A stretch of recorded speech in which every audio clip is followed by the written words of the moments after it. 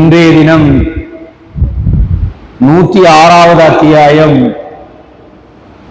சூரத்து குரைஷ் 4 வசனங்களை கொண்ட ஒரு சூறாவை பார்க்க இருக்கிறோம். இந்த சூரா மக்கியா வகையைச் சேர்ந்த ஒரு சூரா. இந்த சூறாவுக்கு குரைஷ் என்று பேர் வைக்கப்பட்டிருக்கிறது. காரணம், இதனுடைய முதலாவது வசனத்தில் அல்லாஹ் சுப்ஹானஹு வ தஆலா அந்த சொல்லை பயன்படுத்தி இருக்கிறார்.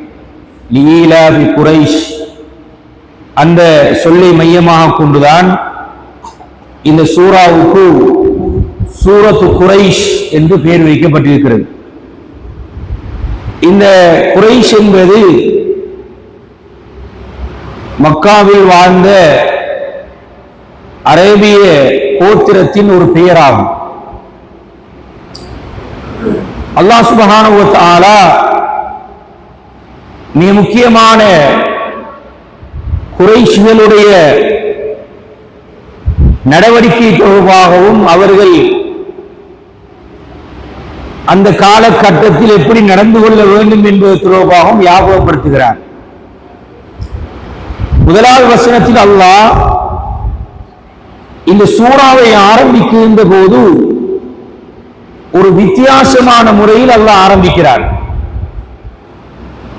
பொதுவாக அரபு எழுத்துக்களில், வசனங்களில், சொற்களில், நடைமுறையில்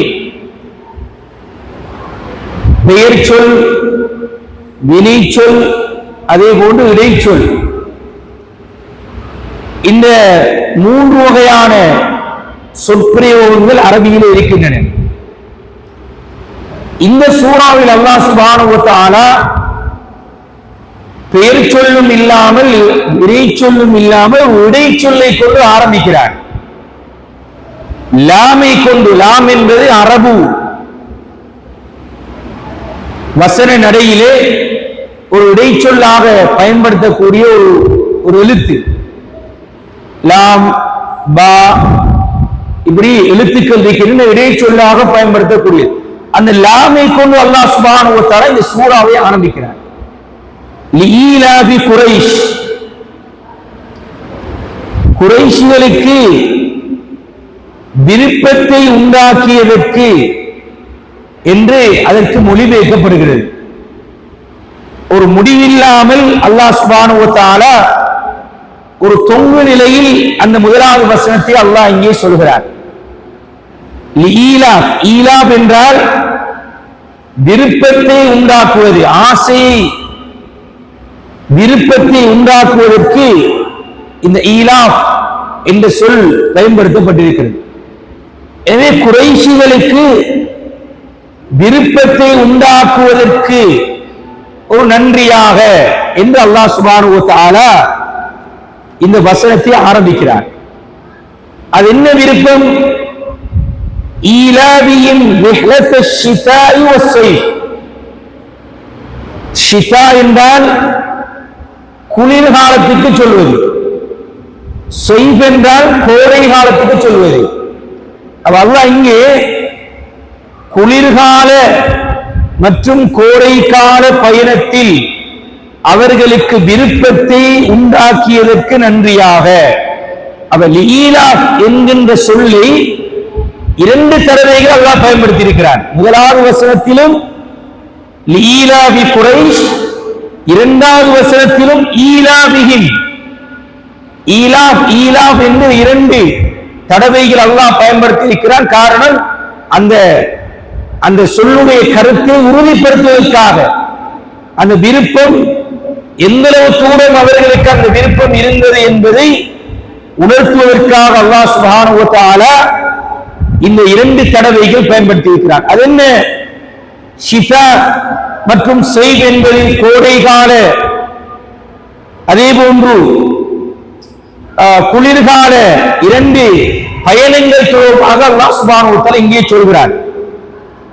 பொதுவாக ரசூலுல்லாஹி ஸல்லல்லாஹு அலைஹி வஸல்லம் அவர்களுக்கு நபித்துவம் வழங்கப்படுவதற்கு முன்னர் ஜாஹிலிய காலத்திலே அரேபியர்களிடம் கொலை கொள்ளை போன்ற பஞ்சமா பாதகங்கள் நிறைந்து மலிந்து காணப்பட்ட ஒரு காலம்.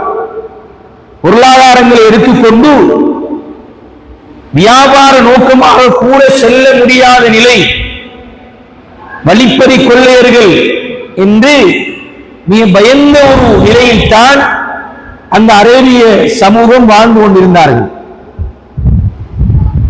யாருக்கும் பயமின்றி ஒரு நிம்மதியாக பயணம் செய்ய முடியாத நிலை அன்றைய காலகட்டத்திலே இருந்தது. வழிப்பறி கொள்ளையர்கள் தனது கோத்திரத்தில் இருக்கின்ற எதிரிகள் என அனைவர்களும் கொள்ளையடிப்பது, கொலை செய்வது என்று எப்போது சந்தர்ப்பம் பார்த்துக் கொண்டிருந்த ஒரு காலகட்டத்தில் அல்லாஹ் சுப்ஹானஹு வ தஆலா குறைஷிகளை ஒரு கண்ணியப்படுத்தி வைத்திருந்தார். பொதுவான இந்த கொலை கொள்ளை வழிப்பறி கொள்ளைகள் இருந்தாலும் குறைஷிகளை அல்லாஹ் சுப்ஹானஹு வ தஆலா இஸ்லாம் வருவதற்கு முன்னரேயே அவர்களை கண்ணியப்படுத்தியிருந்தான். எப்படி அல்லாஹ் கண்ணியப்படுத்தியிருந்தார் என்றால், அவர்கள் கஅபாவுக்கு அருகிலே வசித்து வந்தார்கள். முதலாவது உலகத்துடைய முதலாவது ஆலயம் ஆதம் அலைஹிஸ்ஸலாம் அவர்களினால் நிர்மாணிக்கப்பட்ட ஆலயம் கஅபத்துல்லாஹ்.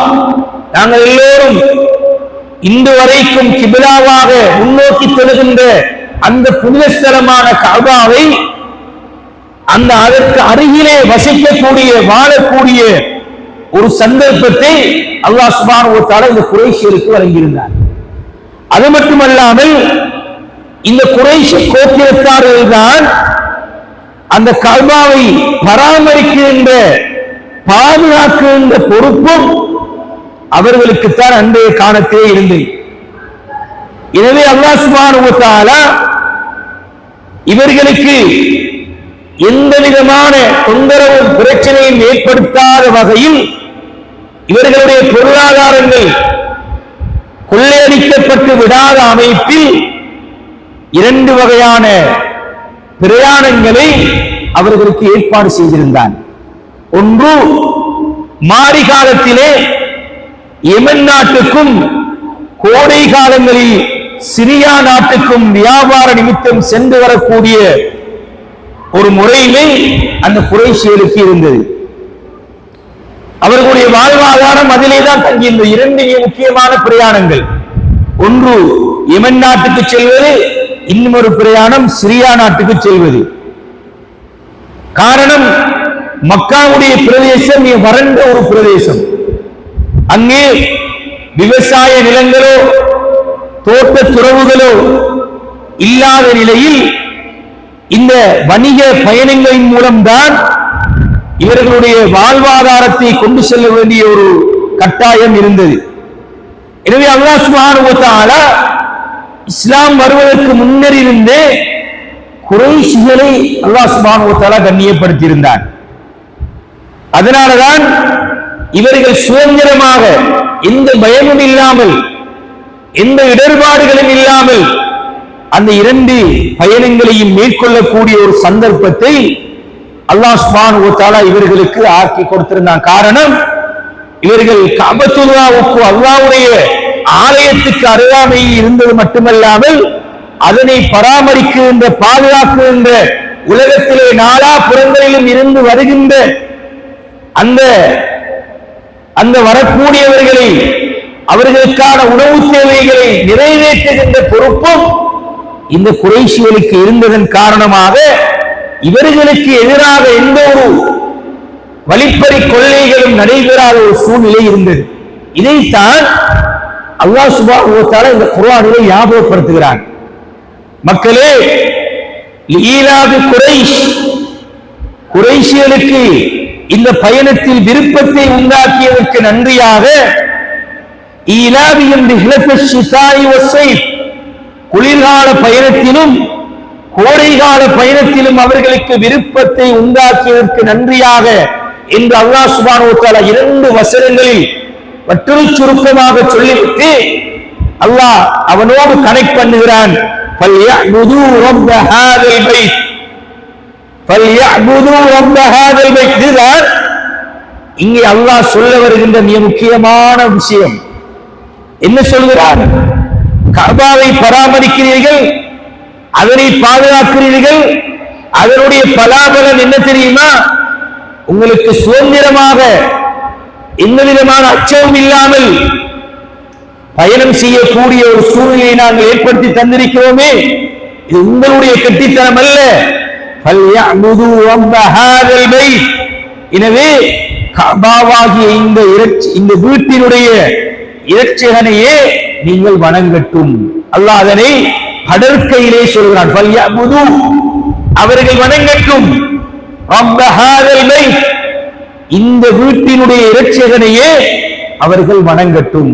அல்லாஹ் எவ்வளவு நுட்பமாக இந்த சந்தர்ப்பத்திலே நேரடியாக கஅபத்துல்லாவை சொல்லாமல் கஅபாவுக்கு பக்கத்திலே கஅபாவுக்கு பாதுகாப்பதனால் உங்களுக்கு பாதுகாப்பு இருக்கிறது, எனவே இப்படிப்பட்ட பாதுகாப்பை வழங்கிய இந்த கஅபாவுக்கு சொந்தக்காரனான அல்லாஹ்வை மாத்திரமே நீங்கள் வணங்குங்கள் என்று அல்லாஹ் சுப்ஹானஹு வ தஆலா இங்கே கட்டளையிட்டு விட்டு இறுதி வசனத்தில் அல்லாஹ் சொல்கிறான், அல்லதி அவன் யார் தெரியுமா? அத்அமஹும் மின் ஜூ, பசியிலே இருந்து பாதுகாக்க அவர்களுக்கு அவன்தான் உணவளித்தான். உங்களுடைய கெட்டித்தனம் அல்ல. நீங்க வியாபார நோக்கமாக செல்லலாம், பொருளாதாரங்களை எடுத்துக்கொண்டு போகலாம், ஆனால் உங்களுடைய கெட்டித்தனத்தினால் நீங்கள் சாப்பிடவில்லை, உண்ணவில்லை. அல்லது அத்அமஹும், அத்அம என்றால் அரபியிலே ஒருவருக்கு உணவை அளிப்பதற்கு வழங்குவதற்கு சொல்வது. அல்லாஹ் அந்த வார்த்தையை இங்கே பயன்படுத்தி விட்டு வஆமனஹும் மின் கௌஃப், கடைசியாக முடிக்கிறான், பயத்திலே இருந்தும் அவர்களை பாதுகாத்தவன் அல்லாஹ் தான். எந்த பயமும் இல்லாமல் அச்சமும் இல்லாமல் நீங்கள் இந்த பிரயாணத்தை மேற்கொள்கிறீர்களே, அதுக்கு என்ன காரணம்? அது அல்லாஹ் தான் உங்களுடைய அந்த பயத்தை இல்லாமலாக்கி இருக்கிறார். கண்ணியமானவர்களே, இந்த வசனங்கள் குறைஷி சமூகத்துக்கு அல்லாஹ் சுப்ஹானஹு வ தஆலா நேரடியாக சொன்ன விடயங்களாக இருந்தாலும், எங்களுடைய காலத்திலே எங்களுக்கு இந்த சூரா எப்படி நாங்கள் இதனை எங்களுடைய வாழ்க்கையிலே அமல்படுத்துவது என்பது தொடர்பாக தஃசீருடைய அறிஞர்கள் சொல்கிறார்கள்.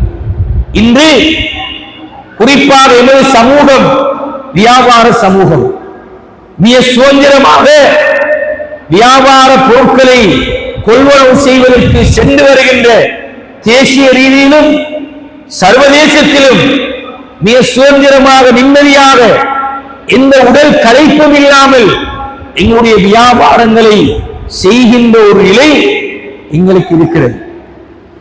இது எதை சொல்லுகிறது என்றால், சில நேரம் ஏழ்மையில் வறுமையில் இருந்து நல்ல வியாபாரம், திறமை, ஆற்றல், அறிவை பயன்படுத்தி நல்ல முன்னேற்றத்தை நாங்கள் அடைந்திருக்கலாம்.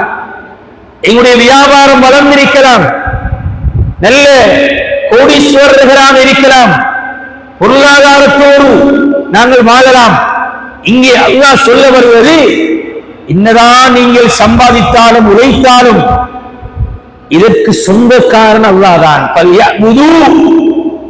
அல்லாஹ் சொல்கிறான், ரப்ப ஹாதில் பைத், இந்த வியாபாரம், இந்த கொடுக்கல் வாங்கல், இந்த பொருளீட்டல் செய்கின்ற இந்த முறை அல்லாஹ்வுடைய வணக்க வழிபாடுகளுக்கு இடைஞ்சலாக இருந்து விடக்கூடாது.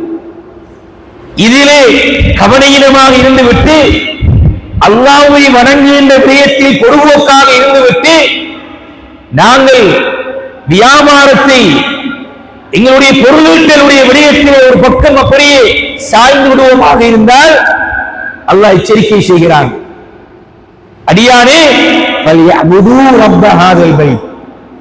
அல்லாஹ்வை நீ வணங்கு, அல்லாஹ் தான் உனக்கு தந்தது என்று மட்டும் சொல்லுவது விடாமல் அல்லாஹ் முடிக்கிறான், அல்லதி அத்அமஹும் மின் ஜூ, அல்லதி அத்அமஹும் மின் ஜூ, உன்னுடைய பசியை நீ போக்குகிறாய், உன்னுடைய குடும்பம், பிள்ளைகள், உன்னுடைய மனைவி, பெற்றோர்கள், இவர்களுடைய தேவைகளை எல்லாம் நிறைவேற்றி கொடுக்கிறாய், உன்னுடைய கெட்டித்தனம் அல்ல. அல்லதி அத்அமஹும் மின் ஜூ, பசியிலே இருந்து அல்லாஹ் சுப்ஹானஹு வ தஆலா பாதுகாத்து அவர்களுக்கு உணவளித்தவன் அவன்தான் என்பதை உறுதியாக சொல்லிவிட்டு வஆமனஹும் மின் ஹௌஃப், பயம் இல்லாமல் அச்சம் இல்லாமல். ஒரு காலத்தில் பயணம் செய்வது மிகப்பெரிய ஒரு அச்சமாக இருந்தது. இரவு நேரங்களில் மகரிபு தொழுகைக்கு பிறகு வெளியிலே செல்வது அச்சமாக இருந்தது. அப்படிப்பட்ட ஒரு காலகட்டத்தையும் எமது பிரதேசத்திலும் நாங்கள் அனுபவித்திருக்கிறோம். ஆனால் இன்று ஒரு நிம்மதியான, ஒரு சந்தோஷமான, ஒரு சுதந்திரமான நிலைக்கு நாங்கள் இருக்கிறோம். இரவு முழுவதும் கடைகளை திறந்திருந்தாலும் யாரும் கேட்பதற்கு இல்லை என்ற நிலை இந்த சமூகத்தில் உருவாகி இருக்கிறது. கண்ணியமானவர்களே, அல்லாஹ் சொல்கிறான், அல்லதி அத்அமஹும் மின் ஜூ வ ஆமனஹும் மின் ஹௌஃப், பயத்திலே இருந்து உங்களை பாதுகாத்தவன் அவன்தான் என்று உறுதியாக அல்லாஹ் சுப்ஹானஹு வ தஆலா இந்த வசனத்தை சொல்கிறான். எனவே இது நேரடியாக குறைஷிகளுக்கு இறக்கப்பட்ட சூறாவாக இருந்தாலும் இங்கு தஃசீருடைய அறிஞர்கள் எங்களுடைய காலத்தோடு இதனை ஒப்பிட்டு எங்களுடைய வியாபாரம் பொருளீட்டல்கள் அல்லாஹ்வுடைய இபாதத்துகளுக்கு வணக்க வழிபாடுகளுக்கு எந்த வகையிலும் தொந்தரவு இல்லாமல், எந்த வகையிலும் பொதுபோக்காக ஆக்கிவிடாமல், அல்லது ஒரு பக்கம் எங்களை உலக ஆசை உலக மோகத்தின் பக்கம் இழுத்துக் கொண்டு போய் விடாமல் எங்களை பாதுகாக்கின்ற விடயத்திலே கூடிய கரிசனை செலுத்த வேண்டும் என்பதை அல்லாஹ் சுப்ஹானஹு வ தஆலா இந்த அத்தியாயத்தின் மூலமாக எங்களுக்கு ஞாபகப்படுத்துகிறான். எனவே அடிக்கடி ஓதப்படுகின்ற ஒரு சூரா, இந்த சூரா எங்களுக்கு வாழ்க்கையை ஒரு படிப்பினையை கொண்டு வர வேண்டும், மாற்றத்தை கொண்டு வர வேண்டும், எங்களுடைய பொருளீட்டலிலே ஒரு பாடத்தை இது கொண்டு வர வேண்டும். எனவே இதனை ஓதுகின்ற போது, ஓதுவதை கேட்கின்ற போது அல்லாஹ் சுப்ஹானஹு வ தஆலா எங்களுடைய வாழ்க்கையிலே ஒரு மாற்றத்தை கொண்டு வருவார். எனவே குர்ஆனிய சமூகமாக குர்ஆனை படித்து அறிந்து அது சொல்ல வருகின்ற யதார்த்தத்தை உண்மைக்குண்மையாக புரிந்து வாழ்க்கையிலே அமல்படுத்துவதற்கு அல்லாஹ் சுப்ஹானஹு வ தஆலா எங்கள் அனைவருக்கும் தௌஃபீக் செய்வானாக. வ ஆகிர் தஅவானா அல்ஹம்துலில்லாஹி ரப்பில் ஆலமீன். அஸ்ஸலாமு அலைக்கும் வ ரஹ்மத்துல்லாஹி வ பரகாத்துஹு.